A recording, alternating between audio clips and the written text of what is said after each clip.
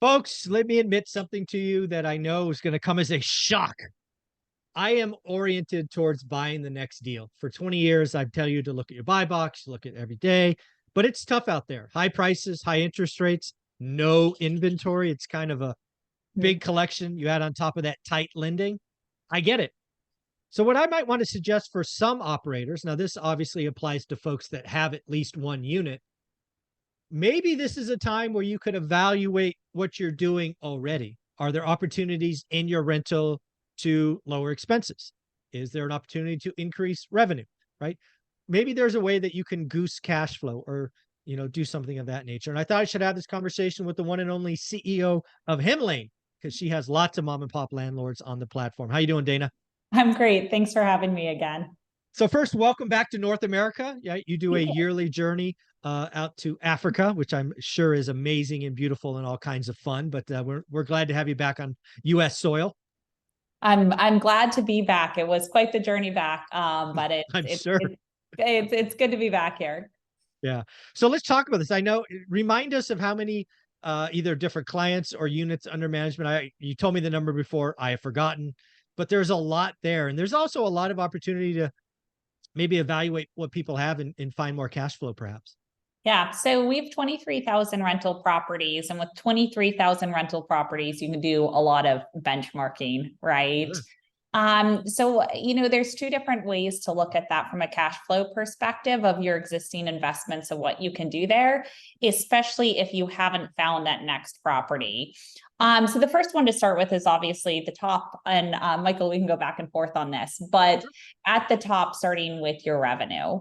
And this is not where you're going to get greedy and make some rash decisions like I'm going to increase rent, by 20%, but then my tenants move out. And, you really always want to have a reason and a purpose of what you're doing, why you're doing it, and make sure that across the board, it works for you, and doesn't leave you in, 2-3 months vacancy. So the first thing is on the rent side. And the first one I want to start with on the revenue side is just pet rent and pet fees. So that is something that institutional investors all have implemented. You see every single one having that as part of that process. And every single state, city, location will be different of what you see for those. And so what you'll want to do is look at benchmarks. And the easiest thing to do is go do your research, go online, check all the rental properties in your area and what is charged on average for pet rent and or deposits, which then there's refundable. There's also non-refundable. If it's a non-refundable pet deposit, that's income. But from that perspective, looking at that as a small mom and pop and putting together the same processes that you see with multifamily and putting that into your process. Now, you cannot charge extra for kids, so please don't do that. No. Act like pets. Don't do that. Just on the pet side. So that's my first one. What about yours, Michael? Well, I think you're onto something. I mean, how many times over the years have I looked at a property where the landlord simply hasn't raised rents in years? Right. There are some of us, that do this. And actually a buddy on the channel, Dion from Dion Talk, he has something called the binder strategy. Without stealing his thunder, basically it's a process that you go through where the tenant asks for an acceptable rent increase, which I think is a genius way. You never go to market, but it's a lot better to have the tenant a part of this journey and do that. So I think a lot of folks need to look at, what is going on today. If you don't know this already, you've been living under a rock. Rents has exploded in the last couple of years. Your tenant probably is expecting something. But yeah, I think if, the first place to start is at the top, and that would be revenue. Yep. Great. Do you have one at the top or do you want me to give another one at the top? No, go for it. Let's see what you got. Great. The next one I have is on the appliance side. Yep. And so on the appliance side, especially if you want retention of your tenants, so living there, and you would still be increasing the rent every single year based on comparable properties that are for rent. But the biggest thing I see is with appliances. So for example, washers and dryers and having that, and what does that look like within your market? and how much more could you potentially garner in rent due to having those appliances. And so really looking at what you have and understanding how much more you could get in rent. And the reason I bring that up is because what you want is tenants to stay for a long time, or for tenants to sign a lease faster. And if anyone has moved, which I'm sure you all have, it's just a lot. There's a lot going on. You have more stuff than you imagine. And so for a tenant suddenly have to get a washer and dryer in, potentially have to go to a laundromat, it's not ideal. And so looking at various different appliances you have, benchmarking yourself against the industry and saying, if I have this, how much more could I get in rent? Yeah, I think that's a great one. Yeah, and the other things you can look at is sometimes, the footprint of the building. Maybe you can add carports if it's street parking. Maybe you can create a garage. There are some value add opportunities to consider. ADUs, right? There's lots of ways to kind of look at this. Again, I've been oriented towards the next deal for too long, and now going back to my portfolio, right? There's opportunities for me to increase revenue. But how about on the expense side? There's lots of things on the expense side you could do as well. Yeah, definitely. And one thing on the rent side, before we go to the expense side, Sure. some of these renovations, like you mentioned, the carport, or even I've seen it very successfully done with like bathroom upgrades. If you say for the next tenants, doing a bathroom remodel is going to increase the value. Don't forget, when the tenants are living there, they might take a vacation, or they might be okay with the construction because they benefit from having it, especially if they have 2 bathrooms. So I've seen it successfully done where folks have gone in, done some sort of renovation like that. And so when you put it back on market a year, 2, 3 years later, you don't have to do it during vacancy when you aren't making income. You can do it while you're making the income, and how you justify it to the tenants is, hey, you guys will have to suffer for 2 to 3 weeks, but then you get a new bathroom. So I've seen that done quite successfully. So on the expense side, the first thing I will say is just make sure that you have a really strong process in place. And what I mean by that is certain things like renter's insurance. Let's just say it's really hot outside in a lot of areas, especially in the Bay Area today.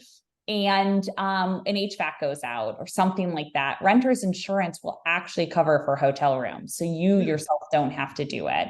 And so make sure that you have those right processes in place so you don't have all these miscellaneous expenses that you may otherwise not have had. Yeah. One of the things on the expense side I've learned over the years, and I made this mistake probably for a decade, is I did too many repairs versus replace. Right. I always took the cheap route for a decade. And there were lots of times, and it's probably disproportionate, probably 75% of the times that was the wrong answer.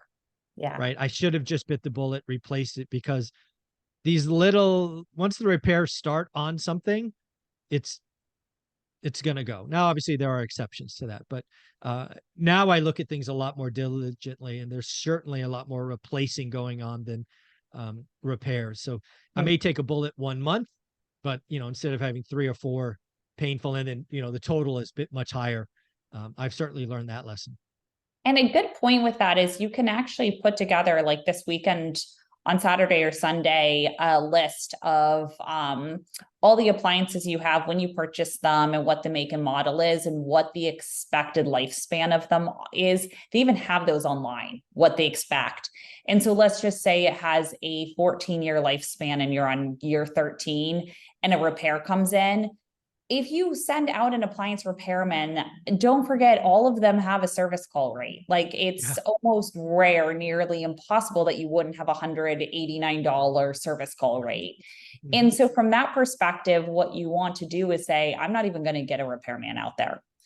I am just going to go straight to Home Depot, whatever it is, get a replacement, and make sure when you get a replacement, you get free haul away.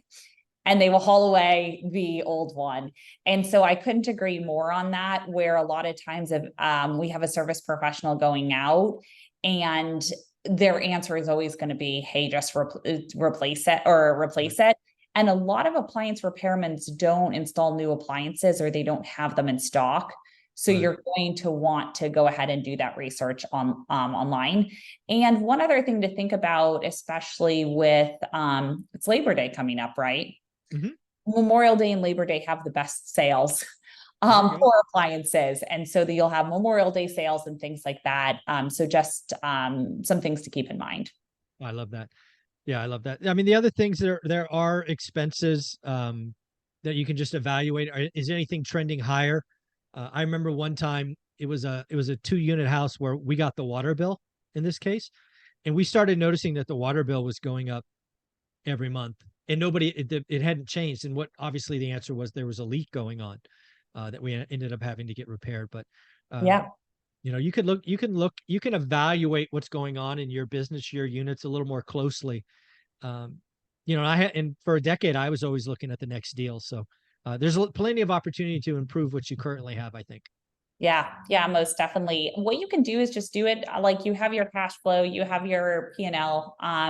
You can look at it at a line item level and then compare it against others and ask others what they're getting or what would be the average. And then you can start asking questions. So you can take very much of an analytical approach to it, a non-emotional approach to it. And there may be something where it's like, hey, this year we had this one-time expense we won't have next year, but then Right. at least you know that and you understand your financials. Absolutely. One of the things you should do if you follow my channel, and if you have or don't have a unit yet, is you should take the 14-day trial with Himlane. It will just help you be a better landlord. Get your friends involved, have audit trails, service requests, collect rent, advertise. Not enough of you are taking the 14-day trial. Trust me. If you're in the course, there's video series. If you get my free course, there's a PDF on how to execute the trial. Dana, where can they find that? You can go to www.hemlane.com. And just don't forget to mention Michael Zuber or One Rental at a Time, because you do get 20% off your first year. Very cool. Thank you.